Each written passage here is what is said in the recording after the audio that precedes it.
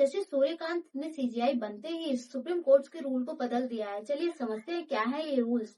1 दिसंबर 2025 से supreme court में CJI bench के सामने किसी भी तरह की ऑरल मेंशनिंग नहीं की जाएगी। ऑरल मेंशनिंग का मतलब ये है कि अगर आपको किसी अर्जेंट मैटर पे सुनवाई करनी होती थी तो सीजेआई के सामने आपको ऑरली मेंशन करना पड़ता था।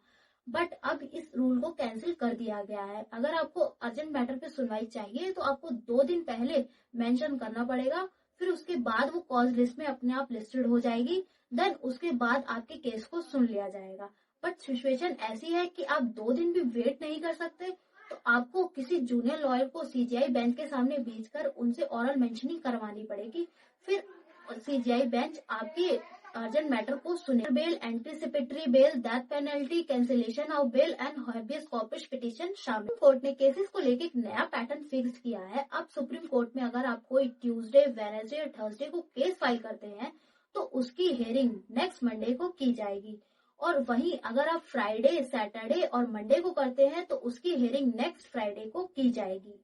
अगर आप एक्सेप्शनली अर्जेंट मैटर पर सुनवाई चाहते हैं तो उसके लिए आपको फॉर्म भरना पड़ेगा। और अगर आप किसी केस में एडजॉर्नमेंट डेट चाहते हैं तो आपको 1 दिन पहले कोर्ट को इन्फॉर्म करना पड़ेगा और उसके लिए एक वैलिड रीजन देना पड़ेगा कि आप किसी केस में क्यों अपेयर नहीं हो। इसके साथ साथ आप सुप्रीम कोर्ट में आप कोई बेल लेने जाते हैं तो आपको एक एडवांस कॉपी कोर्ट पे सबमिट करनी पड़ेगी, जिससे सरकारी वकील को टाइम मिल सके और वो बेल एप्लीकेशन को अच्छी तरह से अपोज कर सके।